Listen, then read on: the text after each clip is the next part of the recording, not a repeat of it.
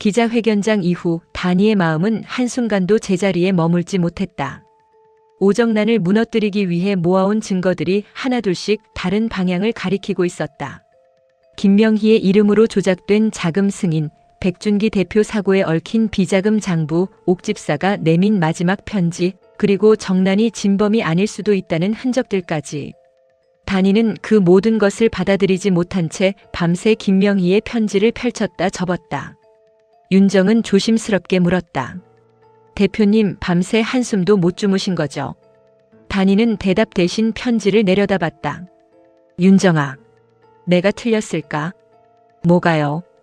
오정란이 언니를 죽였다고 믿었어. 그 여자 욕망 때문에 언니가 죽었고 민준이가 평생 상처 속에 살았고 나는 김단이라는 이름까지 버렸다고 생각했어. 그런데 지금 나오는 증거들은 자꾸 다른 사람을 가리켜. 윤정은 단이 곁에 앉았다. 그렇다고 오정란 사모님이 죄가 없는 건 아니잖아요. 알아. 그 여자는 언니를 미워했고 민준이를 지우려 했고 현준이까지 자기 욕망에 가뒀어. 그런데 언니를 죽인 진짜 손이 따로 있었다면. 단이의 손이 떨렸다. 나는 누구한테 복수하고 있었던 걸까? 윤정은 단이의 손을 잡았다. 대표님은 틀린 게 아니에요. 그냥 너무 오래 혼자 버틴 거예요. 단이는 눈을 감았다.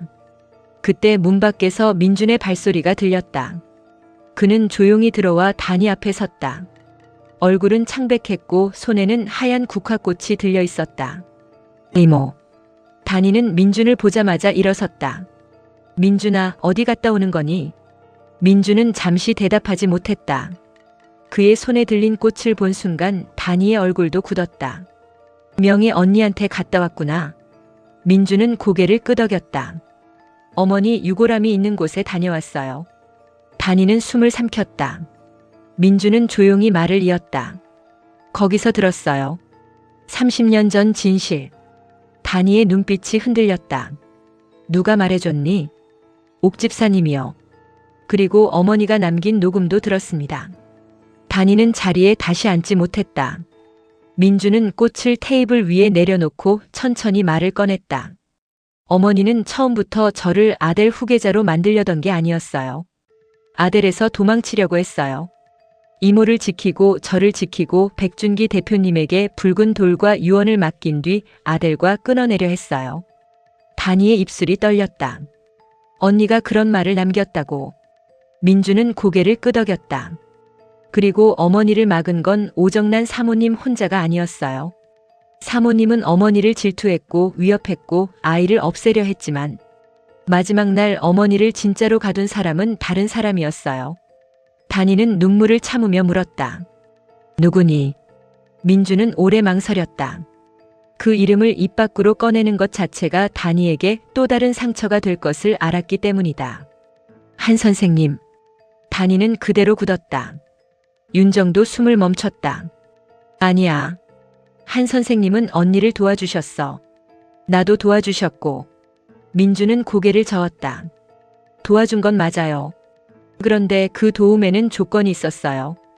어머니가 붉은 돌과 유언을 밖으로 빼내면 아델의 숨은 지분 구조가 드러나고 한 선생님이 지키던 재단도 무너질 수 있었대요. 단이의 눈에서 눈물이 떨어졌다. 그럼 선생님이 언니를 직접 죽였다는 증거는 아직 없어요. 하지만 어머니가 도망치지 못하게 막았고 그 틈에 누군가가 약을 썼어요. 오정란 사모님은 그 약이 뭔지도 모르고 어머니가 쓰러진 뒤에야 현장에 도착했다는 기록이 있어요. 단이는 믿을 수 없다는 듯 고개를 저었다. 그럼 내가 죽이려 했던 사람은 진범이 아니었어. 민준은 단이 곁으로 다가와 조용히 앉았다. 단이는 무너질 듯 고개를 숙였다. 민준은 아무 말 없이 그녀 옆에 있어 주었다.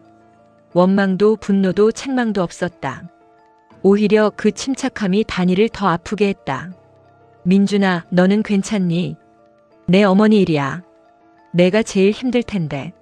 민준은 낮게 말했다. 괜찮지 않아요. 그런데 이모가 무너지는 걸 먼저 봤어요. 단이는 그 말에 결국 눈물을 터뜨렸다. 윤정은 곁에서 입술을 깨물며 울음을 참았다.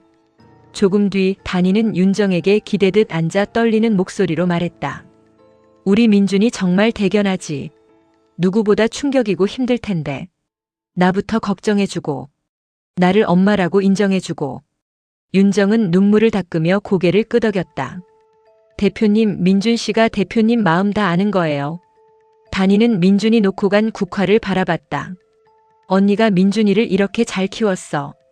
나는 복수한다고 살았는데 민준이는 상처 속에서도 사람을 품을 줄 아는 아이가 됐어. 그 시각 진주는 옥집사가 건넨 녹음 원본과 백준기 대표의 마지막 음성을 비교하고 있었다. 제임스 리는 옆에서 낡은 파일을 확인했다. 진주의 얼굴에는 피로가 깊게 내려앉아 있었지만 눈빛은 선명했다. 아저씨, 이 두 파일 같은 날 녹음된 게 아니에요. 제임스가 고개를 들었다. 무슨 뜻이야? 아빠 음성은 사고 전날이고 김명희 씨 녹음은 그보다 사흘 전이에요.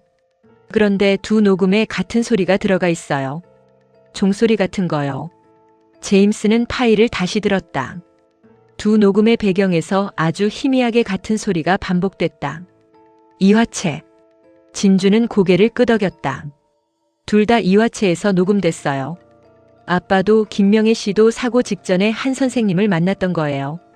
제임스의 얼굴이 굳었다. 그럼 한 선생이 두 사람을 따로 불렀다는 뜻이네. 그리고 둘 다 붉은 돌과 유언을 가지고 있었어요. 진주는 손에 쥔 붉은 돌을 바라봤다. 아빠는 저를 지키려고 했고 김명희 씨는 민준 씨를 지키려고 했어요. 그런데 두 사람이 같은 장소에서 같은 사람을 만난 뒤 죽거나 사라졌어요. 제임스는 낮게 말했다. 진주야, 이건 다니 씨에게 바로 알려야 한다. 진주는 고개를 끄덕였다. 알려야죠. 그런데 그 전에 확인할 게 있어요. 한 선생님이 지키려던 게 재단인지 아니면 다른 사람인지. 다른 사람. 진주는 오래된 이화채 후원 명단을 펼쳤다. 그 안에는 아델 창립 당시 지분을 우회 보관한 재단 이름들이 있었다. 그리고 가장 아래쪽 오래전 후원자 명단 속에 뜻밖의 이름이 있었다. 오정란. 진주의 눈빛이 흔들렸다. 사모님도 이화채와 연결돼 있었어요. 그런데 본인은 모르는 것 같았죠. 제임스가 말했다. 오정란도 이용당했을 가능성이 있다는 거냐? 진주는 낮게 대답했다. 적어도 김명희 씨 죽음의 진범은 아닐 수 있어요. 하지만 그 사실을 알게 되면 사모님도 가만히 있지 않을 거예요. 한편 유나는 현준을 붙잡기 위해 더 노골적으로 움직이기 시작했다. 사내 게시판에 붙은 표절 벽보 10억 손해배상 소송, 민준의 압박은 그녀를 벼랑 끝으로 몰았다. 그 벼랑 끝에서 유나가 선택한 것은 후회가 아니라 또 다른 집착이었다. 현주는 아델 갤러리 옥상 정원에 서 있었다. 바람이 차게 불었지만 그는 안으로 들어가지 않았다. 진주가 멀어지는 것 같았다. 아니, 사실 처음부터 자신에게 온 적이 없다는 생각이 들었다. 그때 유나가 다가왔다. 현준아. 현주는 돌아보지도 않았다. 또 왔어. 유나는 일부러 더 부드럽게 말했다. 걱정돼서 왔어. 현주는 낮게 웃었다. 너한테 걱정받을 정도면 내가 진짜 망가졌나 보네. 유나는 상처받은 척했지만 물러서지 않았다. 클로이, 너무 믿지 마. 그러다 너만 상처받아. 박민준한테 마음 줬다가 내가 상처받은 것처럼. 현준의 얼굴이 굳었다. 너랑 나를 같은 처지로 묶지 마. 왜 아니야? 우리 둘 다 사랑받는 줄 알았는데 결국 아니었잖아. 민준 씨 마음은 늘 백진주한테 있었고 클로이 마음도 결국 박민준한테 있잖아. 현주는 입술을 다물었다. 유나는 그 작은 흔들림을 놓치지 않았다. 현준아, 너는 클로이한테 뭐야? 복수에 필요한 사람. 오정란 사모님을 흔들 수 있는 사람. 아델 안으로 들어가기 위한 문. 그 이상이었을까? 현주는 차갑게 말했다. 그만해. 유나는 한 걸음 더 가까이 다가왔다. 그만하면 내 마음이 편해져. 아니면 계속 모른 척 할 거야. 클로이가 너한테 진심인 적 없다는 거. 현주는 유나를 노려봤다. 너는 나를 위하는 척하면서 내 상처를 긁고 있어. 그래도 사실은 사실이야. 현주는 더 대답하지 않았다. 그러나 유나의 말은 이미 그의 가장 약한 곳을 찔렀다. 자신이 진주에게 무엇인지, 필요할 때 손잡고 위험해지면 밀어내는 사람인지, 사랑한다고 말해도 끝내 선택받지 못하는 사람인지. 그날 저녁 현주는 진주를 찾아갔다. 진주는 단이와 민준에게 전달할 자료를 정리하던 중이었다. 현준이 들어오자 진주는 놀라 자리에서 일어났다. 현준 씨. 현주는 진주의 손에 들린 파일을 바라봤다. 또 뭘 숨기고 있어? 진주는 잠시 말을 멈췄다. 숨기는 게 아니에요. 정리하고 있었어요. 그게 숨기는 거랑 뭐가 달라? 진주는 조심스럽게 말했다. 지금은 김명애 씨 일과 백준기 대표님 사고가 더 복잡해졌어요. 단희 씨도 충격이 크고 민준 씨도. 현준의 눈빛이 흔들렸다. 또 민준 형. 현준 씨. 나는 내가 감추고 숨기고 속이면 그냥 가만히 있으면 되는 거야. 너한테 나는 대체 뭐야? 진주는 그대로 굳었다. 현준의 목소리는 분노였지만 그 안쪽에는 버려질까 두려운 아이의 울음이 섞여 있었다. 현준 씨, 그런 뜻이 아니에요. 그럼 무슨 뜻인데? 너는 나한테 필요하면 다가오고 내가 마음을 보이면 물러나. 내가 내 복수에 도움이 될 때는 붙잡고 내가 상처받으면 미안하다고만 해. 그럼 나는 뭘 해야 해? 계속 이해만 해줘야 해. 진주의 눈가가 붉어졌다. 저도 현준 씨 다치게 하고 싶지 않았어요. 다치게 하고 싶지 않으면 솔직했어야지. 나를 좋아하지 않으면 좋아하지 않는다고, 아직 민준 형을 못 놓겠으면 못 놓겠다고.